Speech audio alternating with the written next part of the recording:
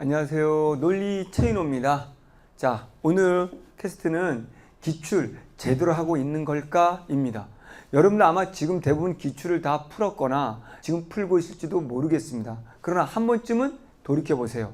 여러분이 지금 공부하고 있는 방식이 맞을까? 대부분 학생들은 내가 풀고 틀렸네, 맞았네, 넘어가고 해설서 보고 뜻풀이 보고 그걸로는 기출문제에 아무 효과를 보지 못합니다. 또는 강의를 듣더라도 주구장창 이 각각의 작품들에 대한 뜻풀이 받아 적거나 독서라면 일일이 뜻풀이를 받아 적고 해설서를 보는 수준의 강의를 보면서 그걸 복습하고 있을 거예요. 이거는 아무 도움이 되지 않아요.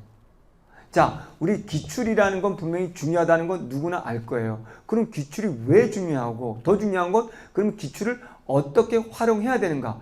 기출을 올바르게 활용하지 않으면 이건 안 하니만 못하다 라고 생각하시고 오늘 기출을 제대로 활용하는 방법을 알려드리도록 하겠습니다. 기출을 푸는 것보다 출제 원리 파악이 먼저다. 여러분들이 기출 문제를 풀기 전에 이미 내가 기출은 어떻게 출제되기 때문에 어떻게 접근하고 어떻게 써야 돼 라는 것들을 알고 있어야 된다는 거예요.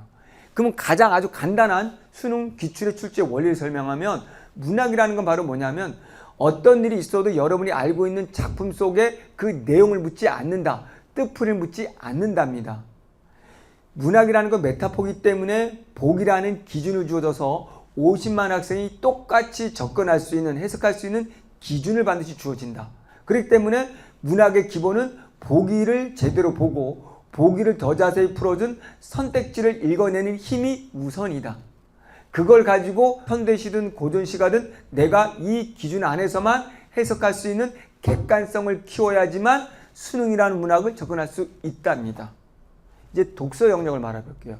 독서 영역은 여러분에게 절대 배경 지식을 묻지 않는다. 제가 수십 번 강조했거든요. 근데 다들 안 믿어요. 배경 지식을 묻지 않는다는 거 분명히 한양대 수능국어교육과 교수가 말했습니다. 수능에 없는 건 단 한 가지 바로 지식이다 말을 했고요. 그리고 학력고사에서 수능으로 바뀐 이유가 학력고사는 지식을 물었고 내신도 지식을 물으니까 지식을 묻지 않고 낯선 지문을 봤을 때 혼자 읽어낼 수 있는 힘이 있는지 그걸 묻겠다가 수능 수학적 능력 테스트예요. 그런데도 아직도 지식을 여러분들이 배우고 있고 하나하나 문장의 뜻풀이를 배우고 있고 하나하나 뜻풀이를 쪼개서 해설하면 그게 좋은 것처럼 여기고 있고 수동적인 공부를 하고 있단 말이에요. 내가 혼자 어떻게 글의 성격상 읽어갈 수 있는지 그 힘을 키우고 있지 않다는 거예요. 그렇게 하지 않았다면 기출을 안 한 것만 못하다는 거예요. 기출은 언제 푸느냐가 중요한 게 아니에요. 기출은 수능 전날 풀어도 돼요. 그 대신 어떻게 제대로 풀고만 있다면 되는 거예요. 근데 보통 친구들은 이미 겨울에 끝났어야 돼. 지금 무슨 기출이야 라고 하는 친구들이 있는데 사람마다 다른 거예요. 내가 지금 보기를 보는 능력 문학에서 독서로 말한다면 내가 서론을 보고 글이 어떻게 구성되어 있는지 기본을 알지 못한 채 기출을 풀었다면 안 푼 것만 못하다고 그랬잖아요. 그러면 그런 게 안 돼 있으면 지금은 그런 기초, 기본을 다지는 시기고 그게 됐을 때 기출에다가 적용해보면서 내가 아직 기본이, 원리가 뭐가 안 되는지를 확인하고 그 약점을 찾기 위해서 기출을 푸는 거예요. 그렇기 때문에 기출에 제일 중요한 건 어떻게 내가 푸느냐예요. 내가 문학에서 어떻게 기준을 잡고 비문학에서는 어떻게 문장을 쫓아가지 않고 지식 없이 내가 처음 보는 지문을 리드해 가면서 글쓰기 논리를 읽고 있느냐 이게 중요한 포인트거든요. 그래서 저는 그 어떻게만 중심으로 가르치지 지문에서 비문학 지식 설명 안 하고 한 문장 한 문장 뜻풀이가 아니고 이 문장 때문에 왜 이 문장이고 다음 문장 핵심은 뭐고 그렇다면 우리가 전체적으로 정리해야 되는 핵심은 뭔지 이런 것들을 가르쳐주는 글쓰기 논리로 수능 출제 원리에 맞게 영역별로 글쓰기 논리를 알려줘서 그걸 적용하게 만드는 거죠. 문학은 어떤 작품이 나와도 좀 전에 말한 것처럼 복이라는 기준을 잡는 능력과 그걸 가지고 그 안에서만 해석하고 그 안에서만 선택지를 보는 능력, 같은 범주에서 움직이는 선택지의 논리 관계를 알려주게 되는 거죠. 기출은 중요도 순으로 풀어야 됩니다. 중요도 순은 바로 뭘까요? 당연히 수능이 제일 중요하겠죠. 그러면 최근 6년간 기출 정도 보시고요. 그리고 나서 고3 평가원 6월 9월 중심으로 보고요. 그런 다음에 사설로 넘어가지 마세요. 고3 교육청 모의고사를 보고요. 한 5, 6년치. 그리고 고6, 9월이죠. 고3 교육청 바로 그 다음이 고2가 되는 거죠. 고2 6구로 가시고요. 그런 다음에 상한학교로 갑니다. 그래도 제가 부족하면 저는 오히려 1학년 거 풀라고 이야기합니다. 그 다음이 사설입니다. 근데 대부분 친구들 N생들은 이제 다 풀었다고 본인이 좀 한다고 착각한 속에서 지금부터 사설 엄청 풀고 있죠. 사설은 단언컨대 이런 시험들보다 논리성이 떨어집니다. 사설은 단순히 정보 나열이 많아요. 그렇기 때문에 여러분한테 크게 도움이 되진 않습니다. 이게 다 끝나고 나서 사설을 풀어도 늦지 않습니다. 그렇기 때문에 지금 이런 순서로 이런 걸 다 5, 6년치가 끝났으면 다시 5, 6년치 밑에 한 10년치로도 확장해서 오히려 기출을 풀 거예요. 문제가 훨씬 깊고 비문학으로 하면 글이 그나마 더 논리적이고 문학 같은 경우는 보기, 선택지, 논리 관계가 분명하고 기출과 인강 활용법인데요. 자, 여러분들이 기출 강의를 많이 듣고 있을 거고 앞으로 듣는다면 가장 중요한 게 기본 논리를 이해한 상태에서 먼저 풀어보는 거예요. 내가 강의를 듣기 전에 반드시 혼자 먼저 여러 번 분석해 보는 거예요. 문학이라면 나는 보기를 제대로 구조화했는가? 보기 안에서만 내가 선택지를 받는가? 선택지에서 조건부와 서술부를 잘 받는가? 선택지 5개에서 범주가 다른 것을 받는가? 이런 걸 충분히 분석한 다음에 이걸 가지고 내가 문제에서 출제한 해당 작품에 가서 해당한 부분을 이 범위 안에서만 해석을 했는가? 저는 이거를 집중적으로 볼 거예요. 그러면 그걸 연습한 다음에 강의를 보는 거예요. 그때 인강을 봤을 때 여러분들이 최인호는 저런 기준으로 저렇게 접근하는데 나는 잘못 기준을 잡았구나. 내 주관이 들어갔구나. 저런 단어에서 기준을 잡았어야 되는구나. 라는 그 사고 과정을 고치는 거예요. 그걸 통해 가지고 자신의 약점을 파악했으면 내가 이런 부분이 약해. 그러면 단순히 내용을 받아 적을 필요가 없고 나의 사고 과정과 최인호의 논리적 사고 과정의 차이점을 노트화해서 다음 또 먼저 풀 때 이 노트를 펴보고 그 사고를 인식한 다음에 접근하는 거예요.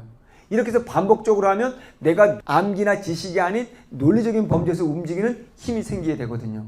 영역별 인강 활용법을 보면 문학 같은 경우는 문학의 어떤 영역이든 보기가 주어지죠. 다시 말할게요. 보기가 반드시 주어지는 이유는 50만 학생이 똑같이 해석할 수 있는 기준이 있어야 하기 때문이에요. 그렇기 때문에 누가 보더라도 보기를 잘 보고 구조하란 말은 예를 들어서 시에서 가, 나 두 작품을 하나의 보기로 만들었다면 첫 번째 문장은 공통점이 나오고요. 이별로 묶였네? 그러면 가시는 이별 중에서도 고향과 이별인데 고향의 그림인데 못 간다는 얘기네?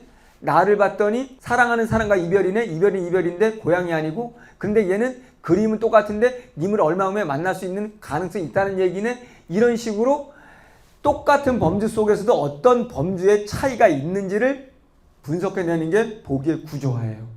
소설로 말한다면 이 보기에서 인물의 관계를 제대로 구조하는 거예요. 누가 왜 싸우지? 그럼 어떻게 된 거지? 이런 식으로. 그런 다음에 그 보기 정리한 것과 선택지를 연결시켜보는 능력이에요. 이 선택 중에서 보기하고 연관이 없는 게 있나? 무조건 답인 거죠. 그런 다음에 선택지에서도 조건부랑 서술부를 보는 거를 보는 거죠. 또 선택지만 보고도 범주가 다른 게 있나? 분명히 나머지 선택지는 긍정인데 하나만 부정이네? 이런 걸 보는 능력을 키우는 거죠. 그런 다음에 완벽하게 잡은 이 객관성을 가지고 작품을 해석해 보는 거예요. 그 작품을 해석한 다음에 그제서야 인강으로 봤을 때 보기 선택지 보는 능력, 작품에서 해석하는 능력을 비교해 볼 수 있는 거예요. 그래서 이 부분에서 약한 부분을 내가 정리하는 것이죠.